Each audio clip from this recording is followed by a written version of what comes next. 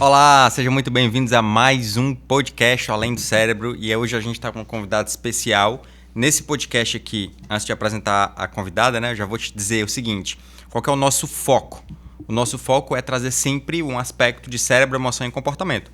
Então eu quero que vocês tenham esse entendimento, essa visão, porque quando a gente consegue ter um entendimento de como funciona o nosso computador, o nosso cérebro, a gente passa realmente a se apoderar dessa potência, a gente passa realmente a ser o piloto dele e não ser conduzido simplesmente pelo piloto automático, por nossas programações, falando de maneira didática, por nossas crenças, por nossos paradigmas, preconceitos, enfim. Então, e aí, tudo bom? Olá, querido! Olá, você tá por aqui? Estou aqui do lado da minha digníssima gente. host e host também desse podcast, né? Roxo ou é roxo? Ó, tem que falar pertinho do microfone, É tá? verdade, ainda não me acostumei, gente. Pois Vai é. dar certo. A doutora Larice. Tô muito feliz de estar aqui. Vamos falar sobre saúde mental, que a gente ama, né? Uma convidada muito especial. Exato. Apresente-a. Doutora Eline Bezerra. Olá! Olá, pessoal. Tô muito feliz em estar aqui com vocês. Pra quem não sabe, eu sou quase da família do Dr. Márcio. Família, né? Agregada, assim, tudo misturado. Ele já morou na minha casa, a irmã dele também. Eu já morei no apartamento deles aqui em Fortaleza. Enfim, todo mundo Já é da interligado aí pelo destino. E é um prazer imenso estar aqui. Vocês são uma referência hoje pra mim, né? Então, que assim, bom. me sinto muito honrada pelo convite. Legal, legal. Bom, a Eline, ela é psiquiatra, então ela tem toda uma vivência nesse mundo, nesse universo de saúde mental. E eu trouxe ela exatamente para a gente poder conversar sobre uma temática que é extremamente preocupante, que são os níveis de ansiedade, os níveis de estresse crônico, de burnout, que está aflorando a nossa humanidade. Esses níveis, eles estão cada vez maiores, projeções bem alarmantes, bem preocupantes, e tudo está relacionado com o estilo de vida que o nosso mundo está sendo conduzido. Então, já para abrir, eu queria já fazer essa pergunta para você, Aline. Tipo, qual que é a tua visão assim, em relação à ansiedade em si? Tipo assim, o que é a ansiedade? Pode falar de maneira fluida aí o que vier na mente. Tipo, qual que é a tua visão relacionada com esse transtorno? Olha, assim, o Brasil ele está liderando, né, aí o primeiro do ranking em números de ansiosos. E assim, é algo muito complexo, né? Parece ser fácil, autocobrança, mas assim, quando a gente para, né, para pensar ali na raiz do problema, são tantas coisas que interferem, né? Desde o sistema econômico em que a gente está inserido, desemprego, relacionamentos interpessoais. Então, assim, são tantas coisas que interferem hoje para uma pessoa desenvolver um transtorno de ansiedade, que quando a gente pensa assim, em tentar amenizar, erradicar, assim, se torna uma missão. Sim. Né? Mas, assim, quando, né, existe uma busca por isso, por uma qualidade de vida, por menores níveis de estresse, é possível, gente. A ansiedade, ela é uma emoção natural, né? Então, Sim. assim, todos nós devemos se sentir ansiosos. O grande problema mora aí na frequência e na intensidade em que essa emoção está sendo vivenciada. Legal. Então, frequência e intensidade. Fala mais. Sobre a frequência e a intensidade? Sobre a ansiedade. Tipo assim, você falou a ansiedade, ela é uma emoção normal. Então, acho que uma pergunta que a gente já pode fazer é tipo assim, que todo mundo faz, né? Eita, eu tenho ansiedade. É uma doença? Não é uma doença? Tipo assim, ansiedade, na verdade, Sim. todos Fala nós pra temos. gente como que Isso. quem tá em casa poderia diferenciar se é uma pessoa realmente ansiosa, ansiedade natural, que estimula pra vencer desafios e, né, e buscar novos ares e tal, ou quando é um transtorno. Como Tá. que a gente consegue diferenciar? Pronto. A ansiedade, né, ela faz parte de um mecanismo de defesa da gente, tá no nosso DNA, então assim, ela é extremamente importante para nossa sobrevivência. O grande problema é que, como ela está muito presente, o ser humano ele não foi feito para viver sob estresse, sob ansiedade, ao invés de ser ali um mecanismo de defesa, se tornou um mecanismo de doença, certo? Então, como é que a gente percebe que está desproporcional? Você tem que ver até que ponto isso está lhe causando prejuízo, tipo, na sua rotina e sofrimento, porque, por exemplo, tem pessoas que dizem, doutora, tem pessoas que chegam sem ter prejuízo. Essas pessoas, elas chegam às vezes mais graves no consultório. Por quê? Porque elas não estão tendo prejuízo ainda. Elas estão conseguindo executar a rotina dela, mas com muito sofrimento, certo? Então, o que é que a gente tem que ver? Quando é que deixa de ser uma emoção, algo adaptativo e passa a ser disfuncional? Quando isso te causa prejuízo na sua rotina ou sofrimento. Entendi. Dá um exemplo de prejuízo na rotina. Por exemplo, uma pessoa que já chega até alteração do sono, né? E aí, por exemplo, uma pessoa que tem pouca necessidade de sono. Se ela tiver privação de sono, ela vai conseguir manter a rotina dela com sofrimento, mas ela vai conseguir.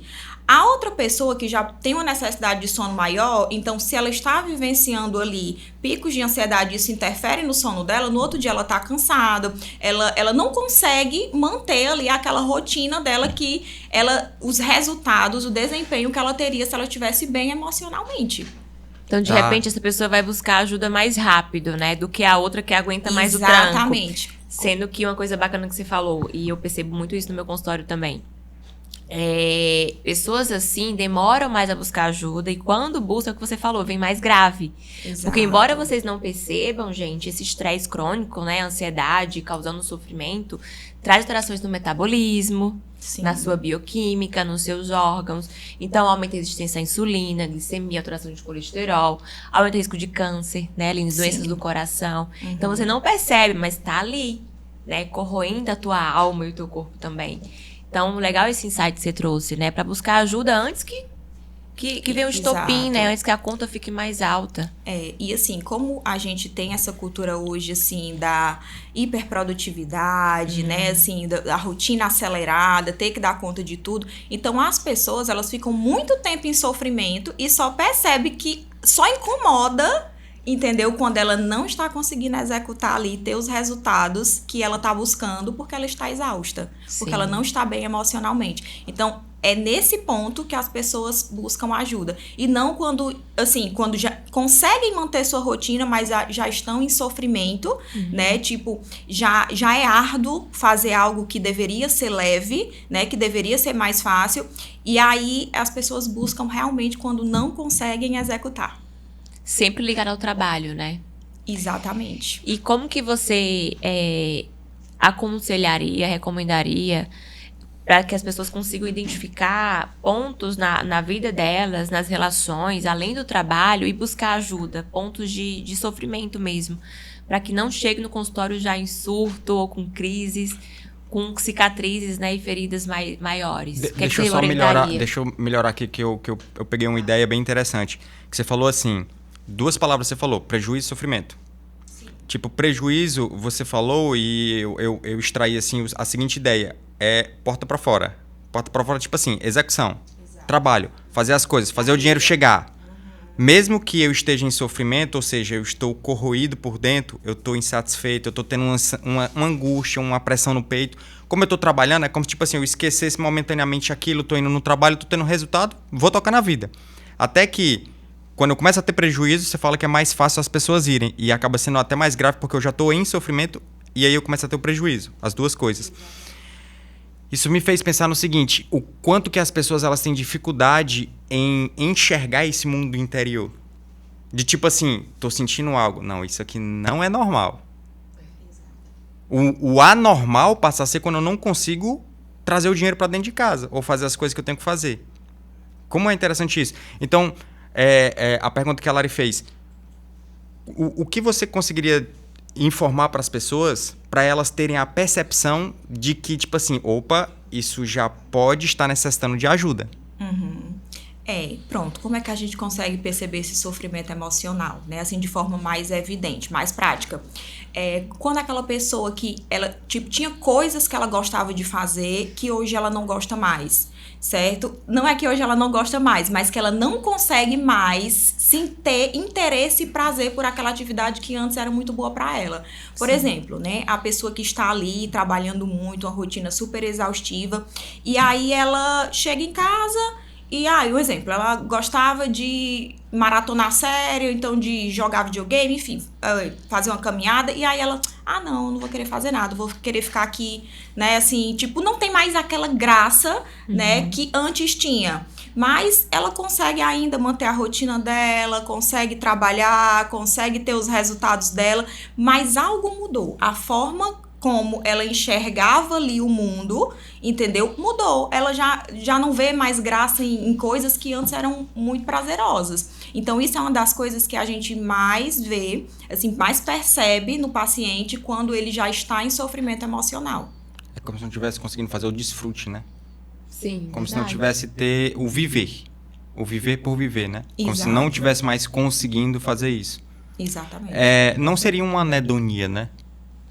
Uma anedonia, sim, é uma perca de interesse, né? E capacidade de sentir prazer também. Mesmo que a pessoa tenha interesse, vou dar um exemplo. Tipo, assim, meio fora, mas na alimentação. Tá. Quando você muda ali o seu padrão alimentar, os seus hábitos alimentares, quando você vai comer algo que você gostava muito, parece que até mudou a composição. Tipo açúcar, né? Isso, quando você tira do café...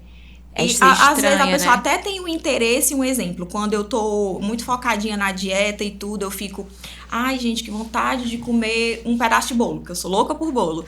E aí parece que quando eu vou comer, assim, eu tenho um interesse, só que não me causa o mesmo prazer, entendeu? Então é mais ou menos isso. Entendi. Então pode ser um sinal de alarme para eles começarem a observar. Isso, a gente não... dificilmente você vai deixar de gostar de fazer coisas que você gostava muito, certo? Tipo, uma coisa ou outra pode ser, não, era só uma fase. Mas quando você vê que, tipo, várias coisas que você gostava, hoje você não gosta mais, mesmo você tendo interesse, parece que não tem a mesma graça, tem algo errado. É como se o mundo fosse ficando em cinza, né? Em preto e branco, fosse perdendo brilho. Exatamente. Então, prestar atenção nisso.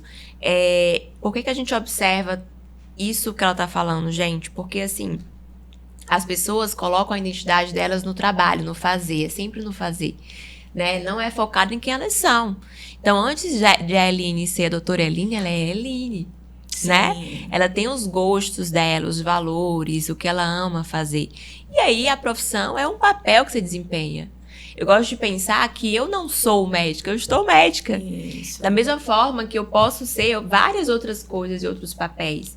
E quando você tem esse discernimento, você passa a valorizar mais o que você sente. Porque, por exemplo, é que eu vejo muito no consultório.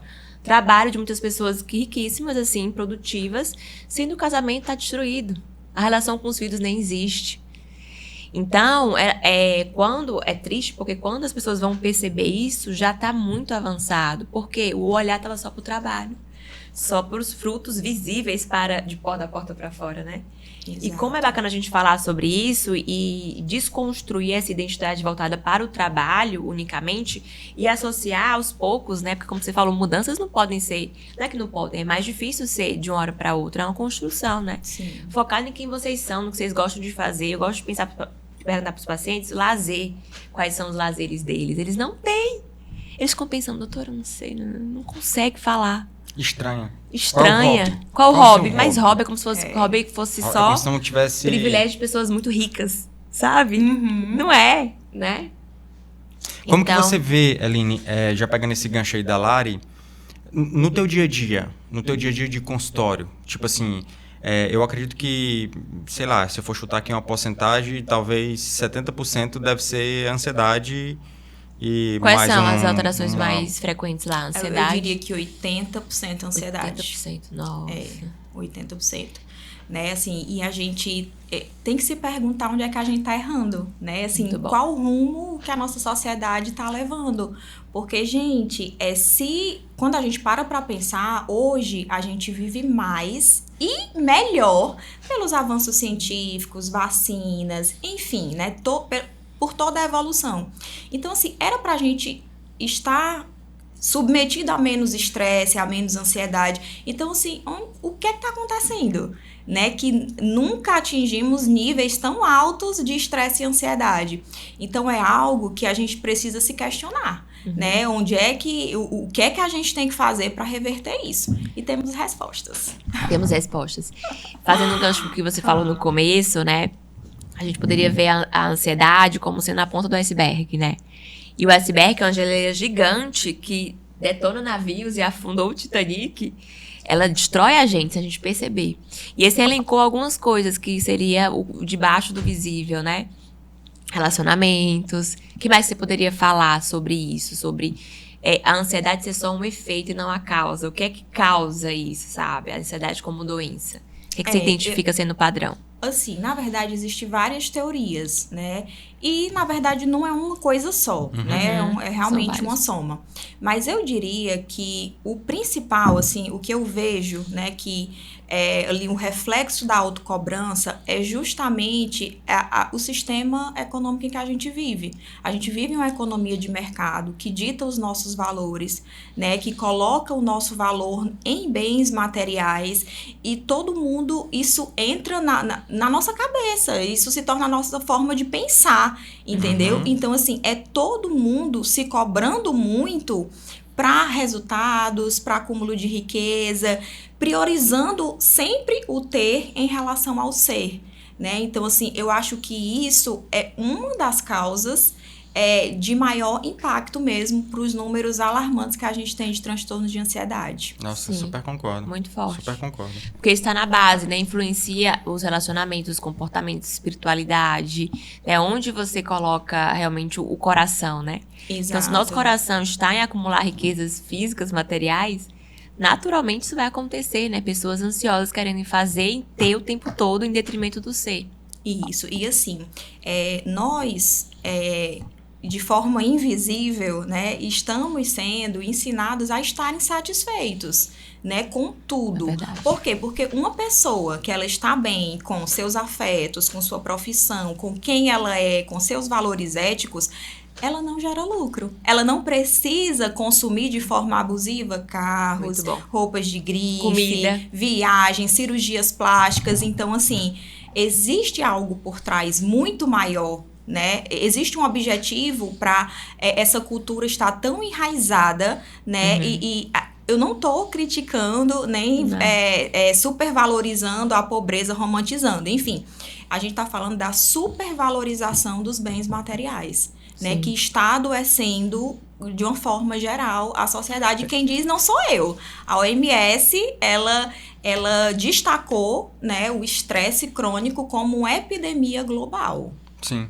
Uma pandemia, vi um dado da OMS, né? Igual a obesidade também. Eu vi um dado da OMS de 90% da população mundial. Estresse crônico? Isso. Nossa. Isso. Isso é uma das coisas que eu tenho dependências para eu checar, que eu quero checar exatamente o estudo em si. Mas eu vi... Mas é super compatível com o que a gente vê hoje, né? De 90% da população em estresse crônico. Em níveis de estresse crônico. E claro que existe uma gradação, né? Existem níveis de estresse crônico onde eu tô bem funcional e ainda só com um sofrimento interno, mas eu tô mantendo lá e, tipo, minha família se destruindo, enfim, tá tendo um sofrimento emocional e repercussão, mas que repercussão financeira de dinheiro e material ainda não. E tem o estresse onde eu já começo a ter alteração do humor, pensamento de ideação suicida e por aí vai. A coisa já começa realmente né? Eu acredito que realmente deva ser em torno de 90%, porque eu lembro de ter visto recente um estudo que 52% na escala, porque tem uma escalinha que eu até esqueci o nome, que a gente meio que tenta ali nivelar o nível de estresse, né? Tenta ver de forma mais clara o nível de estresse. E aí 52% da população está em nível de estresse gravíssimo. Que seria extremo. O burnout, essa definição. Sim. Que aí a pessoa não consegue, exaustão física, mental e emocional, né? Isso. É muito comum no teu consultório ali em burnout. O burnout é no trabalho, né? Específico do trabalho. Isso, mas, tipo assim, uma pessoa, por exemplo, uma esposa e o marido abusivo, ela pode estar em estresse crônico, mas não em burnout. Mas é um estresse crônico. Uma pessoa desempregada, né? Ela pode estar em estresse crônico, e uma pessoa que está empregada também pelo nível de cobrança, né, do trabalho. Então, assim, eu acredito que realmente é em torno de 90%. Hoje em dia, eu acho que é praticamente inexistente a pessoa dizer assim, não me sinto estressado de forma nenhuma, né? Algo até que causa estranheza. Tem que investigar a parte hormonal, inclusive, né? Será que não é hipotireoidismo? A pessoa tá mentindo, não é verdade, não pode ser. Mas é algo muito sério, né? Mas uma coisa que me chamou a atenção que você estava falando, que tipo assim, a história da cultura, a história de a gente estar sempre insatisfeito com algo, e tudo isso é reflexo de uma coisa, da gente não saber quem a gente é, o que a gente carrega, para onde a gente está indo. Porque quando eu estou insatisfeito e eu fico com recebendo aquela pressão, ou seja, eu tô comprando aquela pressão que vem pela publicidade, marketing, valores culturais e tudo, de que está faltando algo, que eu preciso comprar algo, é pelo fato de que eu não sei quem eu sou, se eu realmente preciso ou não daquilo. Porque quando eu tenho aquilo, é como se eu me sentisse, agora você aceita, amado e reconhecido.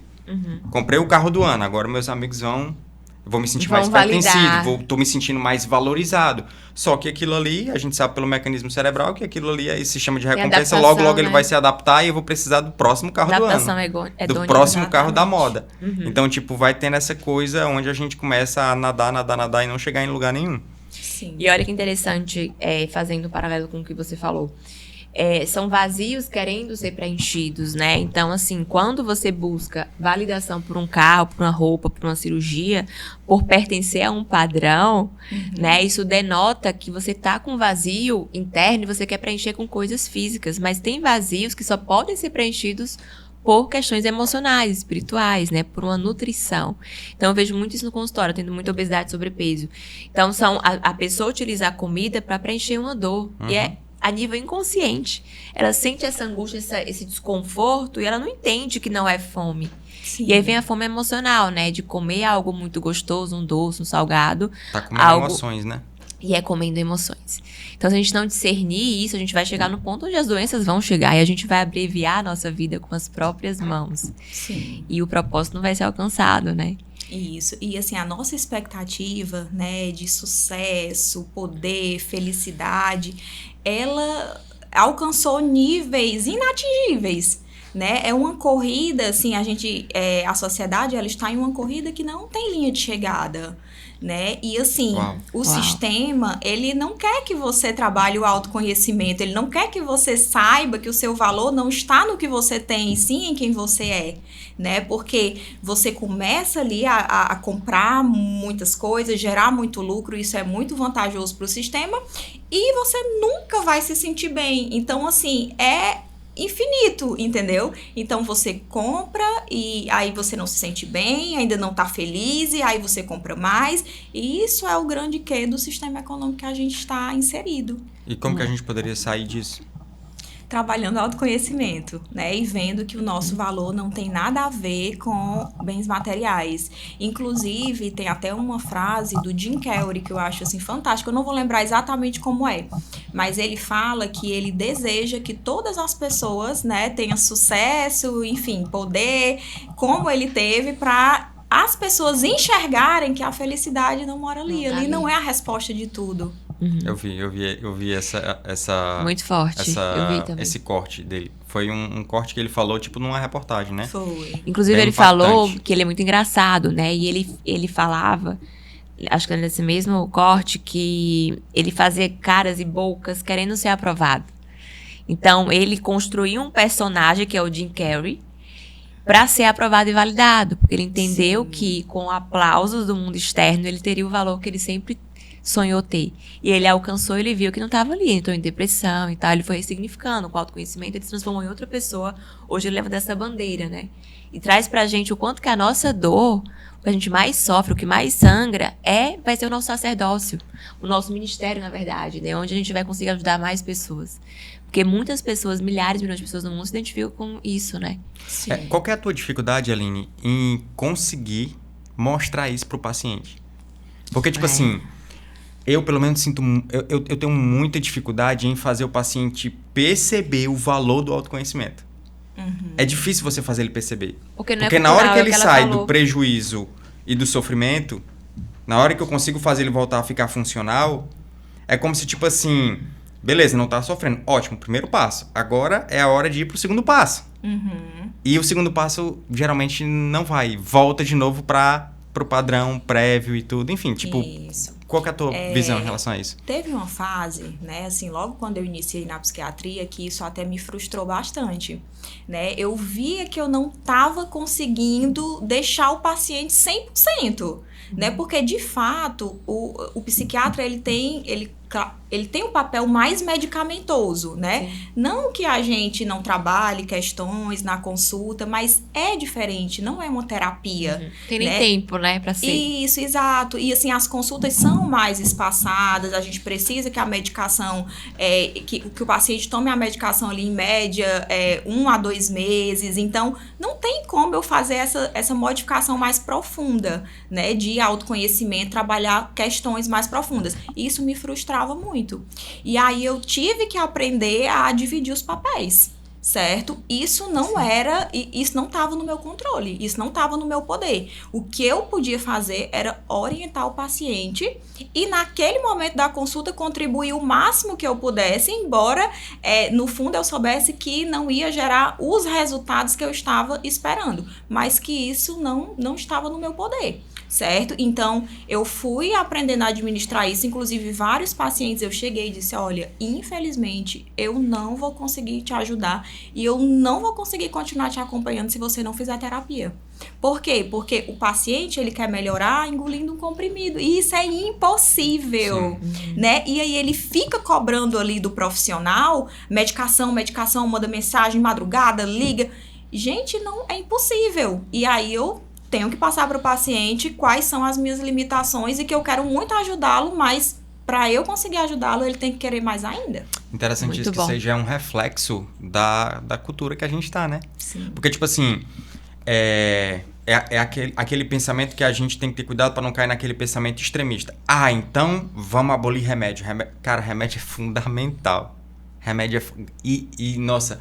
A gente tem que dar graças a Deus pela medicação, porque, tipo assim, a medicação ela é reflexo de quê? É reflexo de muito estudo, muita pesquisa, muito investimento, muito gasto de energia, muito gasto de muita fé, porque teve algum empreendedor que teve que bancar a fé que aquilo ali ia funcionar, ia dar certo e tudo. E aí surge um tesouro, que é algo que vai trazer uma baita ajuda. Então, tipo, a medicação, se a gente for ver, tipo, para uma medicação chegar no mercado, ela passou, às vezes uma década para poder... Mais de uma década, às vezes, até para poder realmente chegar no mercado.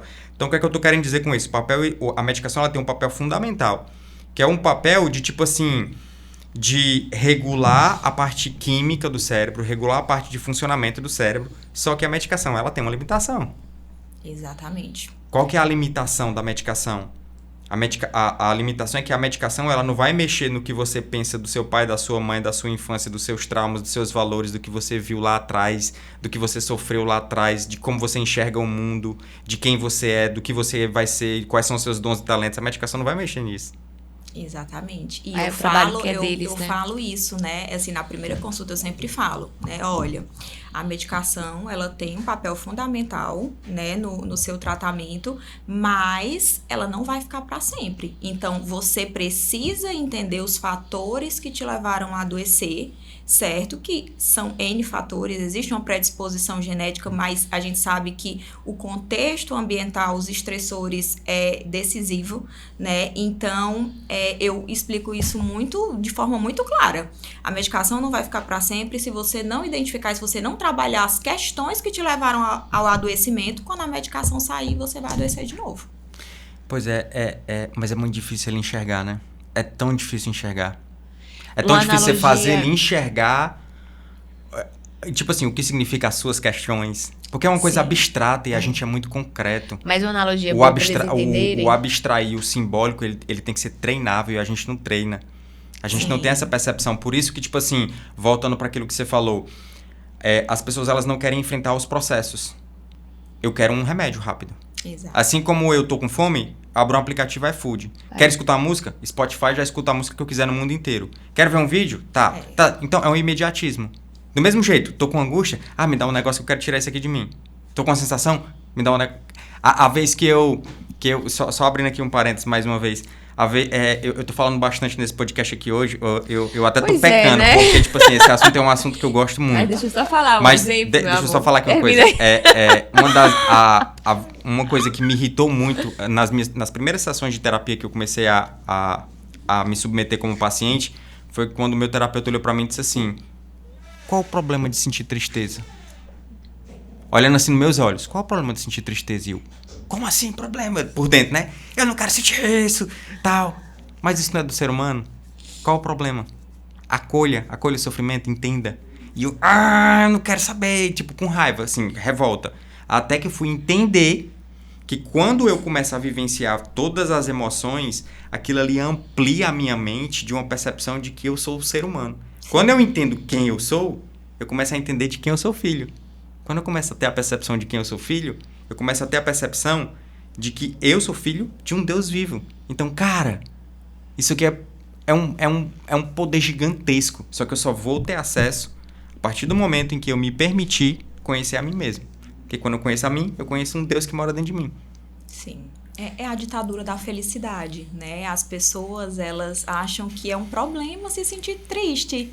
Gente, eu falo para os meus pacientes, eu falo, olha, permita sentir a felicidade de poder se sentir triste. Gente, é libertador. Você poder se sentir triste e você acolher aquilo. Isso traz felicidade, entendeu? Por quê? Porque não é algo dual. Assim, as pessoas, o que é que eu percebo muito?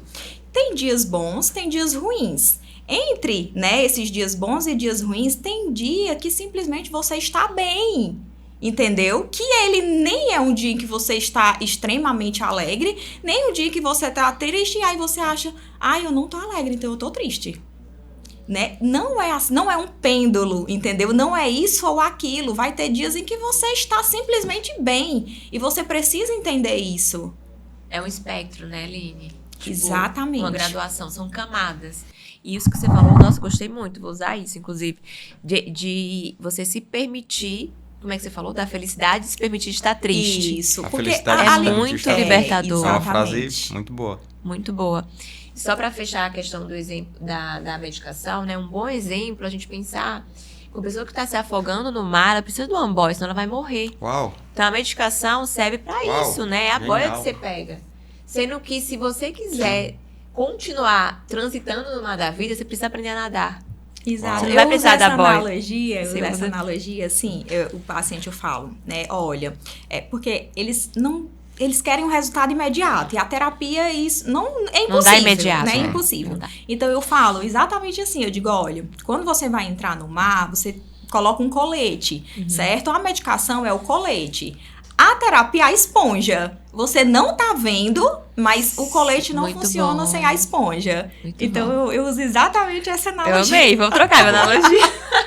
Vou melhorar. Muito boa. Muito boa. Porque daí aprender a nadar, a questão da esponja, são os comportamentos, né, as habilidades que você vai precisar, na verdade, os pensamentos que vai precisar nutrir, as convicções, as programações mentais, né? Isso. Que vai te manter nadando e melhorando. Porque uma coisa, quando você é refém do medo, né, quando você se permite ser dominado pela ansiedade, pelo o receio da evolução, você fica estagnado. Você não consegue ir para lugares mais altos e mais profundos em qualquer nível, no nível físico, no nível emocional, no nível espiritual. Sim. Então, aprender a nadar é essencial, né? Isso. E aí tem técnica para essa estratégia, né, Aline? O que é que você recomendaria, assim, vamos colocar aqui de forma simples, 3 coisas, 3 comportamentos ou 3 decisões que você orientaria para as pessoas aqui para ter uma boa saúde emocional, uma boa saúde mental? Olha, gente, a primeira de todas, assim, que inclusive eu também falo isso em consulta, é o padrão de sono. Gente, não existe um ser humano que vai estar bem emocionalmente e fisicamente sem um sono de qualidade, né? Então, assim, meu objetivo principal é regular o sono. Pode chegar depressivo, ansioso, de qualquer forma, vai ser regular o sono, porque ele enviesa todo o tratamento. Se o paciente está respondendo à medicação, mas, tipo, ele não melhorou o padrão de sono dele, eu não sei se a falta de energia dele é sintoma residual, depressivo, eu não sei se o desânimo, enfim, enviesa totalmente, porque sono mexe com tudo. A irritabilidade, eu não vou saber se é pela privação de sono, se é sintoma ansioso, enfim. Primeira coisa, regular o sono. O sono tem que ser prioridade para todo mundo, certo? Descansar é ser produtivo. Eu sempre digo isso também. Muito bom. Você não está perdendo tempo em dormir, você está ganhando. Está ganhando vida, né? Exatamente. Segundo, atividade física. Né? Assim, gente, a atividade física era para ser algo como tomar banho. Né? E eu eu gasto toda a minha energia, sabe, para inserir isso no modo de pensar do paciente. Porque a atividade física, liberação de endorfina, faz parte do tratamento de manutenção, exatamente porque a medicação, na maioria dos casos, ela vai chegar o momento em que a gente vai fazer o desmame e o paciente vai ficar sem a medicação. E o exercício físico, ele me ajuda muito nesse tratamento de manutenção, né? E o terceiro, eu diria que durante o tratamento, terapia. Terapia não precisa ser para sempre, né? Inclusive, a maioria das pessoas recebem alta. Durante o tratamento, eu diria terapia. Esses são os meus 3 grandes aliados. Fora da terapia, eu diria atividades de lazer. O ser humano, ele precisa priorizar atividades de lazer, seja do que for. A vida é como elástico, então não tem problema você esticar. Em algumas fases você esticar muito, mas se você não afrouxa, tora, né? Então, atividade de lazer é algo que tem que estar que na vida do ser humano. Que é o famoso desfrutar, né? Você tem que ter uma atividade que te traga bem-estar. Seja sozinho, seja acompanhado, né, Eline? Exatamente. Eu gostei muito desses 3 pontos. Eu trabalho muito isso no consultório também. Mas eu quero que você fale para as pessoas aqui, como é que eu sei se eu tô dormindo bem? E se não preencher critérios que você vai falar, o que é que a pessoa pode fazer para fazer uma boa higiene do sono? Pronto. Para esse pilar que foi o que você mais ressaltou, né, junto com a atividade física, ficar realmente otimizado. As maiores queixas, né, de alteração do sono a dificuldade em iniciar o sono, tipo, você deita ali, você passa 1 hora deitado e você não consegue iniciar o sono, então isso não é natural, é algo que tem que ser relatado em consulta pra gente ver estratégias de melhorar isso. Dificuldade em iniciar o sono, despertares noturnos, tipo, a pessoa dorme super rápido, dorme, assim, até amanhã, até sei lá, despertar, mas fica aquele sono agitado, acorda várias vezes durante a madrugada, tem muito pesadelo. Ou aquela pessoa que, tipo assim, dorme, mas é um sono superficial, dorme contínuo, inicia o sono bem, chega até o horáriozinho que tem que levantar, mas aquele sono que, tipo, algum barulho, ela acorda, né? Aquele sono muito superficial e a pessoa percebe que no outro dia ela não foi um sono reparador, né? Então essas são as 3 principais formas de você perceber que o seu sono, ele não está de forma saudável. E relatar pro seu médico, né? Porque com essas informações ele vai conseguir te ajudar melhor, né? Exato. Vamos dar um recadinho? Muito bom. Vamos lá. Hype? Quer hypar? Quer hypar? Hype Studios. Gente, acho muito chique. Chiqueza no mais alto nível. Né? No mais alto nível. É verdade. Bom, o Hype Studio, ele é um estúdio absolutamente completo, onde você consegue fazer podcasts, vídeos, você pode fazer ensaios fotográficos, fotos. Campanhas. E assim, a pessoa que está por trás do Hype, que é o Rafa, cara, o que você precisar, o cara dá um jeito, sabe? Então, tipo assim... Se você for gravar 2 da tarde, você mandar o roteiro meio-dia, ele resolve. Ele resolve. Fica tranquilo. Mas não façam isso com frequência. Só não pode abusar muito, mas ele resolve. E é um estúdio também que tem externas, né?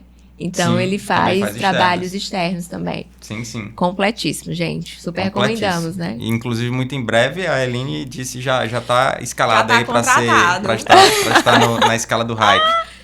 Bom, eu queria agora ir para uma segunda fase do podcast, uma fase um pouquinho mais... Eu tava pensando também. Eu queria despir mais pessoal. A doutora Eline do Tirar doutora. A doutora e vamos entrar na Eline. Vamos entrar na Eline. Quem é a Eline? Quem é a Eline Bezerra? Eu sou a filha da Neudinha, a irmã do Assuero Júnior, da Helenice, a esposa do Jonas. Eu sou... eu sou psiquiatra, eu sou entusiasta de canoa havaiana. Olha aí, já vamos fazer uma experiência. Eu não conheço. Inclusive, a Priscila me chamou Então, acho que ela foi contigo nesse dia. Vocês fazem juntas? A gente fazia. Aí agora desencontrou, mas... Mas vamos combinar agora, ó. Já tem um desfrute aqui. Vamos marcar esse desfrute. Malha bem costas, né? E é terapêutico demais, né? Você tá em contato com a natureza, ver o sol nascer no meio do mar, tomar aquele banho de mar. Nossa. Maravilhoso. Vocês vão bem cedinho, 4 e pouco. 5 horas da manhã. Olha aí, já tá no nosso tem radar. turma de 6, mas 5 é privilegiado porque vê o sol nascer. Nossa, nós vamos com certeza. Próxima semana. Vamos marcar? Vamos, tá marcado já. Mas me conta aí. E o que mais? Tipo assim, depois que você teve esse entendimento da parte emocional, um entendimento técnico, o que você trouxe pra sua vida? De você vivenciar pessoas em sofrimento, não sei se você já chegou a passar por situações, mas tipo assim, você teve um entendimento técnico, você entrou em um ambiente de formação, então você está em contato com vários profissionais da área, você está sempre imerso naquilo. O que aquilo ali trouxe de visão em relação à sua vida? Para além da ciência, para além do cérebro. Assim, olha, eu costumo dizer que a psiquiatria, ela me transformou, né? Assim, a forma como eu enxergava o mundo é tanto que eu penso assim, tem hora que eu tenho vergonha de, meu Deus, eu já fui essa pessoa, eu também sinto isso. Mas aí eu paro e penso, eu não posso ter vergonha dessa pessoa, porque foi história, graças a ela que hoje eu sou quem eu sou. Todos os dias nós escolhemos a pessoa, né, que a gente quer ser. Todo dia a gente tem esse poder de escolha. Então, a psiquiatria, ela me transformou muito, né? Ela me ensinou que a forma de ver o mundo a verdade de cada pessoa é diferente. Uau. E que a verdade às vezes mente, né? Então, assim, a nossa verdade às vezes mente. Sim. E aí eu costumo... É distorcida, né? Exato. Por exemplo, né, assim, tá aqui nós 3, se passa uma amiga em comum da gente aqui e não fala, eu posso dizer, ai, gente, ele tá com raiva da gente, a gente fez alguma coisa de mal com ele não falou com a gente, ele ignorou a gente. O Marcinho pode dizer, não, Aline, ele tava... Ela é só míope. Ele não viu a gente. Ele só tava e aí sem você óculos. pode dizer, não, eu acho que ele viu, mas ele não tava num dia bom e ele não quis falar. Então, a mesma situação interpretada de 3 formas diferentes, porque a nossa verdade é única, né? E quando eu aprendi isso, eu achava que o meu jeito era o certo, entendeu? Por que as pessoas não pensam como eu penso? Porque, tipo, era a minha verdade e eu queria impor aquilo acima de tudo. Então, me trouxe um nível de maturidade, assim, muito grande, né? E eu aprendi também pela dor, né? Porque em casa de ferreiro, espeto de pau, né? O pessoal fala. Porque, assim, eu entendia muito sobre as emoções e entendia sobre estresse crônico, sobre burnout. Eu achava que porque eu entendia, eu estava imune a isso, né? E aí, chegou um momento, assim, da minha profissão, que eu cheguei pro meu marido. Gente, não pode ser que eu estava exausta fisicamente, mentalmente. O celular tocava, eu não queria levantar. Eu dizia, meu Deus, mais um dia. E aí, eu achava, não, mas é porque é uma fase, eu tô trabalhando muito e eu tô cansada e é isso. Mas quando eu parar, vai melhorar. E aí eu tive que diminuir, né? Porque tipo, essa fase passou, então já estava programado que eu ia diminuir, só que diminuiu e eu continuei igual. Né? Então eu percebi, meu Deus, eu estou realmente esgotada emocionalmente, eu estou com burnout. E eu achava que era impossível isso acontecer comigo. Então, assim, muitos aprendizados na dor e no amor também. Sim. Muito bom. E eu a acho dor que, tipo assim, ensina mais do que o amor, por vezes, quando não é? Você abre um aprendizado mais feroz. Posso falar, meu amor? Pode. Quando a pessoa abre a caixinha da vulnerabilidade, isso tem um poder que você nem imagina. Porque, tipo assim... Não, ela imagina, né? Você nem imagina, eu tô falando para as pessoas que estão assistindo. Mas, tipo assim, é outra coisa. Quando eu tô diante de um paciente, e isso já aconteceu, inclusive, e o paciente contando todo o sofrimento e tudo, aí ele olha para mim e diz, você não consegue me entender. Aí eu olho bem nos olhos dele, consigo, já estive desse lado aí. E eu começo a mostrar que eu já estive do outro lado, que eu já passei por sofrimento, ele chega, você já passou por isso?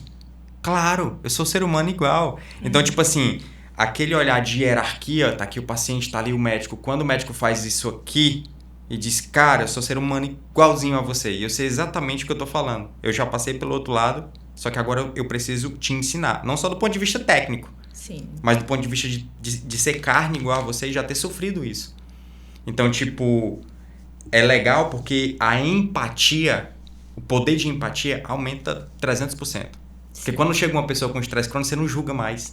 Exato. Porque você diz, caramba, eu também eu tava imerso num estresse crônico que eu não conseguia enxergar. Você falando, Eline, e eu foi passando no filme a nossa história também. Você vê que é muito semelhante, né? A gente tem pontos de identificação. E cada pessoa tem em fases diferentes da vida. A nossa fase foi semelhante também, né? A mesma coisa de trabalhar muito, reduzir o ritmo e mesmo assim perceber que não tava certo o negócio. E aí eu gosto de pensar que esses pontos de conflito, de dores, é um chamado pra gente rever várias coisas, né? É um chamado pra desconstrução.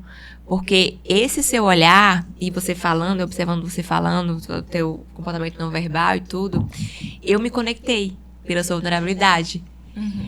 Sabe? Às vezes quando as pessoas veem a gente tão assim, arrumadas e, né, prontas e tal, nem imagino o que passa na cabeça. Sim. Nem imagino o que já aconteceu, nem imagino as cicatrizes da alma, né? Porque elas julgam apenas pelas aparências, porque fomos educados a julgar pelo ter, pelo fazer. Ela pode enxergar, inclusive, de uma maneira muito distante. Por exemplo, quando a gente tá estudando, lendo sobre prosperidade, riqueza, e a gente olha um Flávio Augusto. Aí a gente poderia olhar com aquele olhar, não, cara, eu nunca vou chegar nesse patamar. Só que o cara andava de ônibus e é um Silva, veio da favela do Rio de Janeiro. Então você diz, opa, se esse cara consegue, eu consigo. Então você consegue até a conexão. Então, tipo, isso é poderosíssimo, poderosíssimo. Sim. E quanto mais a gente se coloca nesse lugar de vulnerabilidade, mais pessoas a gente ajuda. A gente médico, principalmente, né? Porque a gente tem acessos que outras pessoas não têm. Acessos à alma mesmo da pessoa, né? Então a pessoa procura a gente não porque ela tá super feliz, é porque ela tá na dor, no sofrimento. Exato. E a dor abre a mente, parece, né? Você consegue, eu fico pensando assim, uma ferida aberta, sangrando. Quando vai cicatrizar, aglutina tudo que tá ao redor ali, né? Então o aprendizado ele é mais forte, é emocionalmente mais forte, ele transforma mais, né? Com certeza. Então não tenham medo de ser vulneráveis. É aquela história da coragem de ser imperfeito, né, Aline? Exatamente. E assim, gente, chega um momento, né? Por exemplo, eu cheguei em um momento da minha vida também que meu Deus, eu acho que eu não tenho mais sonhos. Porque, tipo, eu acho que eu cheguei muito rápido onde eu queria, sim, né? Assim, nunca quis nada de extremamente absurdo. E aí eu... médica, consultório lotado, vivendo só de consultório, e eu fiquei, gente, eu não tenho mais sonhos, e agora? O que é que eu vou fazer, né? E aí eu, não, peraí, calma, vamos lá, vamos racionalizar. E aí eu percebi que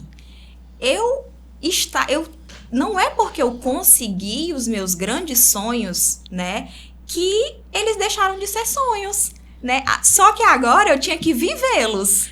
Desfrutar. Né? Exato. E assim, a gente sempre fala, meu sonho era ser médica. Um exemplo, né? Um dos nossos sonhos. O seu sonho não era esse, né? Não é porque você conseguiu que deixou de ser seu sonho. Então, viva, né? Viva o seu sonho. E aí eu fui ressignificando muitas coisas. Então, assim, foi um período bem difícil, mas o sofrimento, ele traz uma maturidade que nada no mundo traz. Fala mais.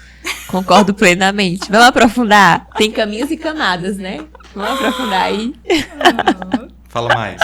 Em que sentido? Em relação à maturidade do sofrimento. Como é que você... O papel do sofrimento, pro crescimento, pra maturidade. Como foi pra você? Pessoal, assim, eu sempre costumo dizer que tudo na vida tem um lado bom e um lado negativo. A gente que escolhe o lado que a gente vai olhar. Uau. Né? Então, Aline, mas não tem como... eu perdi minha mãe, não tem como eu ver um lado positivo nisso. Tem. Você tá vivo. Né? Então você tem o poder de viver por você e por ela, entendeu? Então, assim, sair do automático, né? Ver que realmente a vida ela é finita, né? Mas que ela traz muito aprendizado quando a gente é submetido ali a um fator extremamente estressor como esse, né? Então, assim, não existe nada de ruim na nossa vida que a gente não possa extrair um aprendizado. Concordo. É aquela história de a realidade é neutra, né? O valor e o significado é a gente que dá em tudo. Sim. Então, existe uma tragédia, que pode ser uma tragédia para várias pessoas, mas para as outras podem ser Para outros pode ser a semente de um milagre, de uma transformação. Como foi a dor pra gente, pra você também, né? Agora tem a influência total da infância aí também, né? Essa Aline já agora só nasceu, né? Porque você decidiu que ela viria através da sua dor. Você poderia rejeitar a dor e ser uma vítima, que é o que a gente sempre vê, né? As pessoas se vitimizando pelas suas dores, pelas suas questões e culpando os agentes da infância. Continue, meu amor. Não, tipo assim, o que a Aline falou, né? Tudo na vida tem um lado bom e um lado ruim. Pela visão junguiana, na minha infância, se eu tiver tido mais experiências positivas e ter desenvolvido mais o lado arquetípico do inocente, eu vou ter uma tendência a enxergar o mundo mais de uma maneira positiva. Se for o contrário, eu ficar mais pro lado do órfão, do lado arquetípico do órfão, eu vou desenvolver mais um lado interno, uma criança interna mais sofrida, ferida, revoltada, com raiva. O mundo não é um lugar bom de se viver. Então, a minha maneira como eu enxergo em relação às situações que aparecem no dia a dia, se vai ser uma situação, se esse copo ali tá um copo que tá... Deixa eu pegar aqui esse copo ali. Se esse copo ele tá metade cheio ou metade vazio, se eu vou dizer se ele tá metade cheio ou metade vazio, vai ter uma influência enorme na minha infância. Agora, qual que é o meu papel? É o autoconhecimento e eu entender essa criança. E eu desenvolver o que estava faltando nessa criança. Porque, tipo assim, não é a falta. Ah, não, eu sou mais pessimista. Então agora eu também tenho que desenvolver o outro lado para ter um equilíbrio. É você identificar, colocar a luz da consciência e agir de acordo com essa identificação, E né? tirar uma síntese disso, desse conflito. Porque é um conflito. Tirar uma síntese disso aí. Sim. E assim, quando a gente se coloca num papel de vítima, isso é um ciclo vicioso, né? Porque assim... você tem um ganho secundário, né? Então, assim, tipo, quando você supervaloriza os seus infortúnios, é meio que assim, ai, não, você não pode falar assim comigo, porque todo mundo eu sou um ser especial, eu sou um ser que sofreu, que, entendeu? Então, assim, pra você reconhecer isso e você quebrar esse ciclo é muito difícil, né? Porque é muito bom você ser tratada como alguém especial. Eu tinha dificuldade, eu tinha muita dificuldade quando, por exemplo, chegava 2 pessoas no consultório, sendo uma no papel da vítima que tem ganhos secundários. E eu tentar mostrar para o outro papel que ela tá tendo benefício. Até que o Eduardo, meu irmão, ele também é psiquiatra e ele trouxe uma analogia que pra mim foi muito boa, que era aquela analogia quando a gente é criança. Tipo assim, adoecer quando era criança era só coisa ruim? Tinha um lado bom, não era? É verdade. Qual era o lado bom quando a gente adoecia? Eu não ia pra escola, eu ia assistir desenho a manhã inteira, eu ia comer o que queria, eu ia tomar Guaraná. Era o que acontecia comigo, eu ia tomar Guaraná. Então, quando eu ficava doente, tipo, não era uma coisa tão ruim. A atenção toda voltada pra você. A atenção toda pra mim. Então, tipo assim, existe uma criança dentro da gente. No caso, eu não tomava Guaraná. Tipo, existe ganhos secundários na fraqueza. O Jordan Peterson, ele fala assim, que existe força na fraqueza. Qual é o ser humano mais forte do universo? Nossa, é a criança. O bebê. É o bebê, o recém-nascido. Todo mundo faz tudo por ele. O Romário tem aqui uma criança. Ele tá dormindo 5 horas da manhã. Se fosse faz a esposa, ele, gato sapato, se fosse né, a esposa Romário? dele, ou então se fosse uma pessoa de 17 anos, conseguiria fazer ele ficar a noite inteira acordada? Nem a pau. Por que consegue? Porque é o ser mais forte do universo, que é a fraqueza, a vulnerabilidade. Então existe força na vulnerabilidade. Fala um pouquinho de ganho secundário. Só mais uma coisa. No caso, Neninha PV, ela não me dava Guaraná, ela dava suco de beterraba com limão e colocava uma compressa de barro na minha barriga. Neninha PV, naturalérrima. Doutora Larice era tratada na infância com esse negócio de própolis com não sei o que, com limão, né, Rafa? Tu também é dessa época aí, né? Era desse jeito. Podia ser Guaraná, né, mama? Tudo bem. Vai, continua. Gente, fala um pouquinho de ganho secundário. Pronto. Tem muito... Inclusive, o paciente, ele recebe isso com muita estranheza, né? Porque parece que, tipo...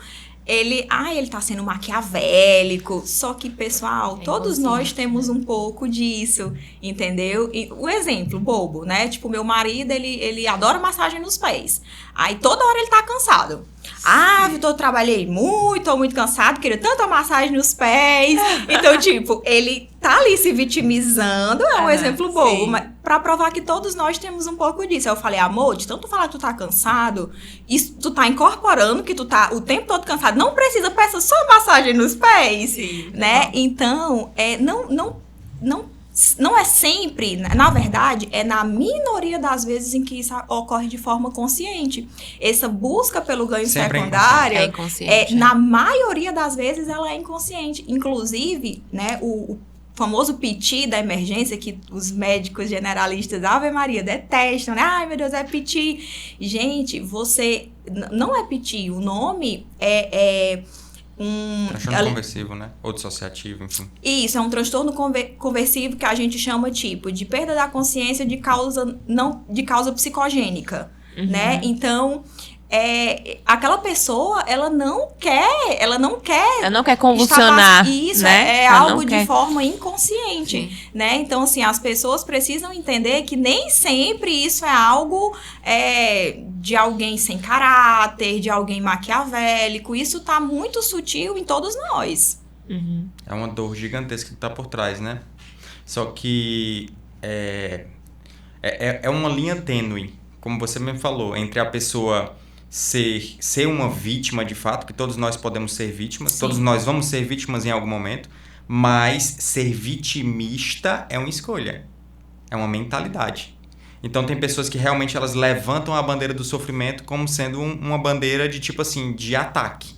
Não, eu tenho isso, então me respeite. Ou então, tipo, eu tenho a minha direito. ansiedade, a minha as pessoas doença, né? Meu compram TDAH, TDAH. eu tenho TDAH. Faz parte da identidade, né? Exatamente. Aí justifica tudo o ganho secundário, né? Ai, Exato. coitadinho, não exige muito dele, não. Ai, ele é desfocado. Ai, ele é isso aqui. É uma linha tênue, Tem mas um o ganho secundário, né? autoconhecimento cura tudo isso, né? Liberta tudo isso. Sim. Tem esse poder. Com certeza. E assim, o diagnóstico, gente, ele não determina quem você é, né? Porque chega muita gente no consultório, aí, não, eu sou desorganizado porque eu tenho TDAH. Não, eu respondo minha esposa com ignorância porque eu sou impulsiva por causa do TDAH. Gente, não é dessa forma, né? Assim, existe, claro, né, que as pessoas que não estão medicadas, esses traços da personalidade da pessoa, o temperamento, então, assim, coisas que são já ali do próprio funcionamento da personalidade da pessoa ficam mais aguçados quando não tratados. Mas a partir do momento em que está em tratamento, está em terapia, isso não é desculpa, entendeu? Totalmente. Se tem um problema, você identifica, o racional deveria ser querer resolver o problema e não aumentar o problema, né? E não inflar esse problema. Então, procurem ajuda, né? E aí, uma coisa que você falou, Eline, essa questão do consultório, né, de se sentir incapaz no começo, lá na tua prática, de não conseguir mudar, porque a gente que tem o conhecimento, a gente já vê lá na frente, a gente quer evitar que essa pessoa passe por aquilo, a gente sabe o mecanismo por trás, né?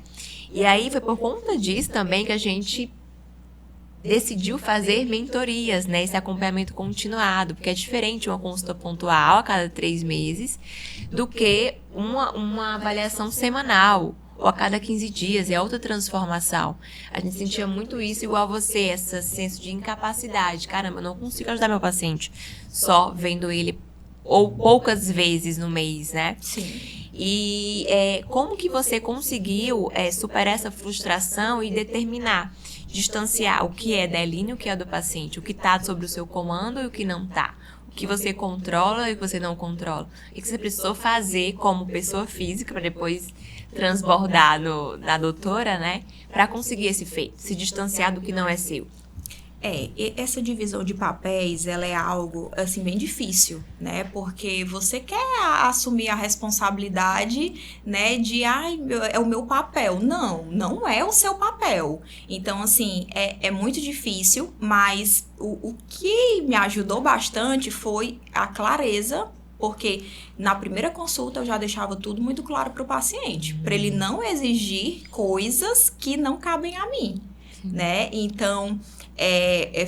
eu tive diversas questões ao longo, né, assim, desses anos de consultório, e muitas vezes eu ficava ali com meio que síndrome da impostora, né, e isso ia definhando, assim, a minha autoestima, né, eu via que, tipo, o que eu queria era impossível, né, eu não eu ia me frustrar, porque não tinha como o que eu queria, né? Então, eu fui realinhando as minhas expectativas, né? E dividindo esses papéis e responsabilizando muito. Eu não sou responsável pela melhora do paciente. Ele é responsável.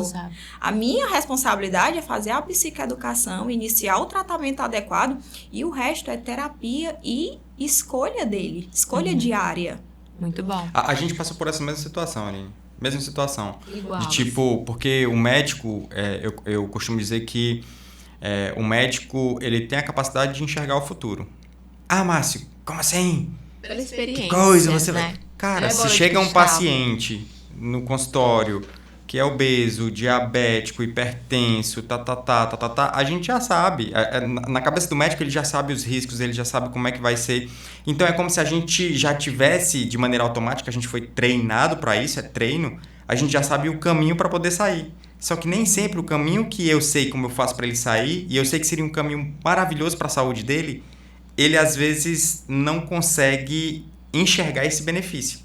Sim. Então eu e a Lari também, a gente se sentia muito frustrado, tipo assim, caramba, ele não faz nada do que eu peço e tudo, enfim. E o autoconhecimento, no caso da nossa jornada pessoal, também trouxe exatamente isso. Quando você falou, deu uma chave aqui, de você saber separar os papéis. É difícil, porque você sempre se cobra, mas a gente tem que saber separar os papéis. E eu acredito, a gente ainda não é pai nem mãe, que isso também vale em relação a filhos. É tanto que Com na certeza. parábola do filho pródigo, na hora que o filho pródigo chega e diz, me dá minha herança, o pai, com o coração quebrado, Destruída. ele entrega a herança. Qual que é o papel do pai?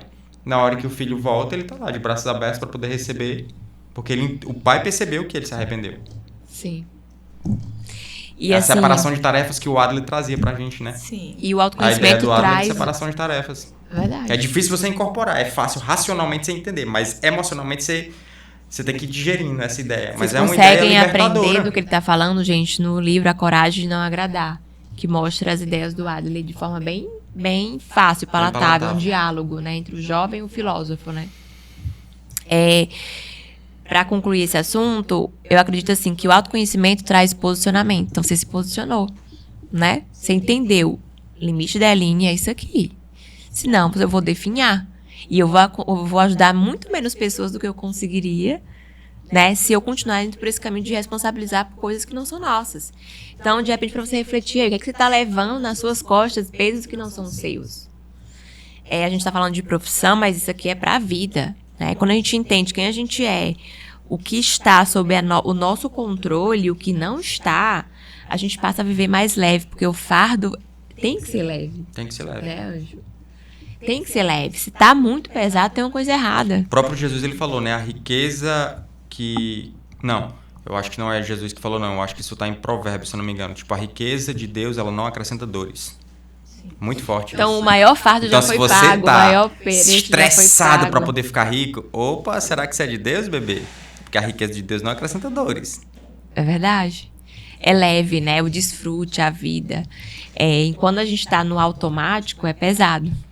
Isso, e Né? assim, isso se você não parar, né, para racionalizar, você vai entrando ali no loop em que, tipo, eu amo a minha profissão, eu amo a minha especialidade, eu amo muito o que eu faço, e chegou um momento que eu estava totalmente insatisfeita, porque eu estava assumindo responsabilidades que não eram minhas, e aí eu comecei a criar um monte de monstrinhos na minha cabeça. Eu ficava, eu vou ter que falar a mesma coisa de novo, e aí o paciente não vai fazer de novo. Só que aí eu fui parar, né, e racionalizar. Poxa, eu não falo para a mesma pessoa, eu falo para pessoas diferentes. Eu não posso ficar entediada. Tem até um jogador de basquete assim que é muito, muito bom, eu não vou lembrar o nome dele agora, que uma vez perguntaram para ele passava horas pegando a bolinha e jogando, perguntaram para ele se ele não ficava entediado.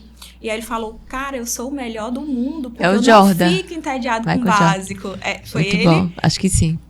Aí ele Muito falou, bom. isso, eu peguei pra mim, então eu não posso ficar entediada com o básico, eu amo, eu quis estar aqui, eu falo pra pessoas diferentes, se a pessoa não faz, eu foquei nas pessoas que faziam, que seguiam, que dava muito certo. É a maioria, mas parece que quando você entra nesse looping, você vai olhando só pro que dá errado. É verdade. Né? Então, assim, eu tive que recalcular a rota, né? Porque se eu não tivesse feito isso, talvez eu cheguei a me questionar. Poxa, será que é isso que eu quero?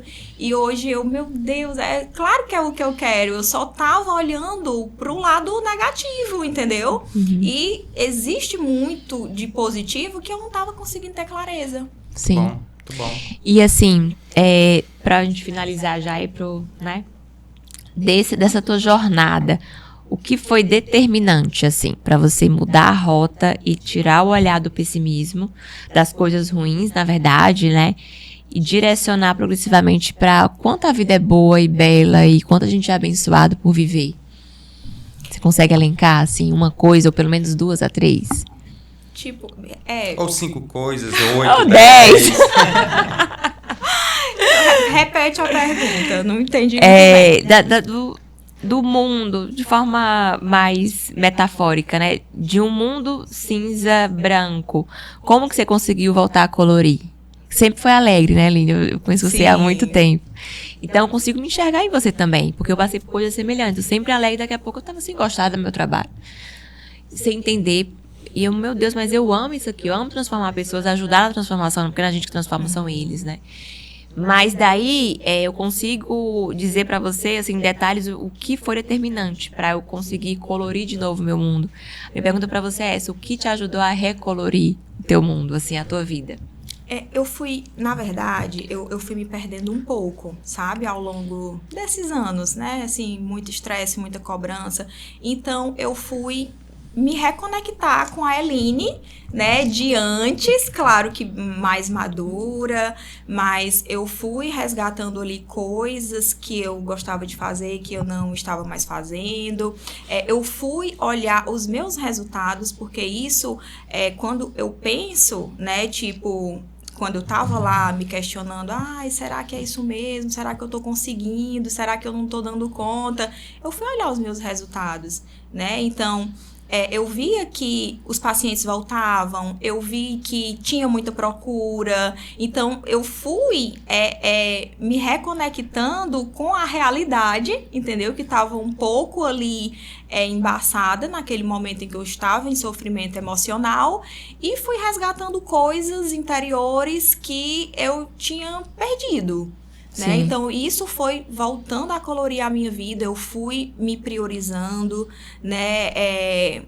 Voltei a me alimentar bem, atividade física, priorizar meu sono, meu tempo de qualidade com meu marido, muitas coisas, muito né? Bom. Eu conseguiria pontuar, assim, umas 50 coisas que eu perdi aí pelo caminho e que nesse momento eu vi que era fundamental eu voltar para resgatar.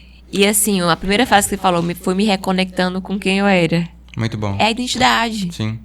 Então, assim, se você tá aí desde o início, com estresse crônico, reveja a sua vida, reveja em que ponto você se perdeu, porque a gente sempre se perde em algum ponto, né? São muitas distrações e a cultura é feita pra gente se perder, pra gerar lucro, enfim, esse lucro que a gente já conversou aqui, né? Bom, deixa eu fazer uma perguntinha aqui rápida. Tá bom? Concluir o raciocínio.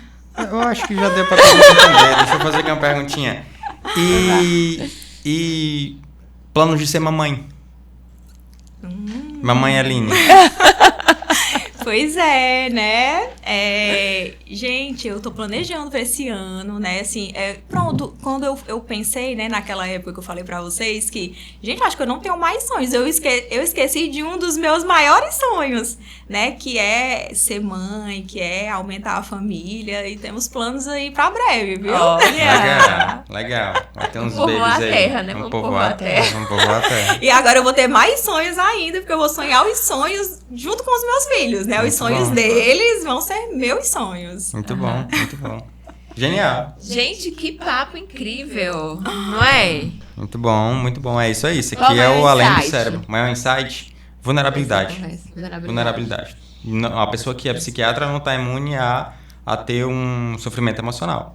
Sim. Esse é o maior insight que, tipo assim, é um insight que pra mim já era muito óbvio, mas que eu acredito que seja um insight de quem tá assistindo. Como assim? Ela é psiquiatra? Sim. Ter ansiedade? Oh, claro. Sim. Sim. Isso aqui tá na cabecinha de todos nós, ó.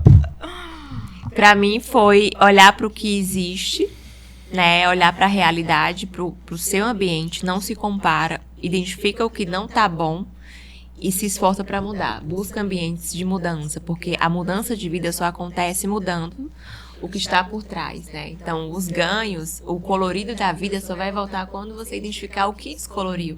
Que geralmente tem a ver com a identidade que foi perdida, né? A gente sempre olhando para fora, para fora, para fora. Olhar para dentro, porque dentro desse autoconhecimento você vai não só se encontrar, você vai encontrar quem te criou. Uau. Isso tem muito poder, isso tem muita força. E o teu propósito vai ser ativado e você vai gerar muitos frutos e frutos e frutos. Esses frutos vão abençoar outras pessoas. E assim é o ciclo da vida. Muito bom. E o Considerações último, finais. uma última mensagem pro mundo. Se você, eu vou fazer aqui. igual... Não, deixa eu falar. Tá, Deixa eu falar. vai lá. Ó, imagina que a gente tem 8 bilhões de pessoas no mundo, certo? 8 bilhões. Essa mensagem... Bilhões, eu falei bilhões. Essa mensagem vai chegar pra todo mundo. Então, o que é que você diria pra essas pessoas? Gente, olha, dentro da temática hoje do podcast, eu teria muitas coisas para dizer, mas dentro da temática de hoje, eu diria que respeite seus limites, né? Mas eu não respeito e tá dando super certo. Vai dar certo por muito tempo, mas quando der errado, vai dar muito errado. Uau. Então, respeite seus limites. Muito bom. Muito bom. Muito bom. Genial. Genial. Gente, amei. Vocês amaram? A gente amou. Muito bom. Bom, gente, aqui foi mais um episódio Você do podcast Além do Cérebro. Não, eu termino. Eu sou o host. Você é host também, mas eu sou o host, Márcio. Eu sou o rosto. Deixa eu falar. Foi fale. Mais um episódio do podcast Além do Cérebro. Espero que vocês tenham gostado do tanto que a gente gostou, né, baby? Nossa, eu amei. Aprendi muito. Muitas analogias que eu vou pegar emprestado. Posso? Com certeza. É isso aí, gente. Quem já ainda não é inscrito no canal, se inscreve no canal, curta o canal e vamos junto. Um beijo, queridos. Até a próxima semana.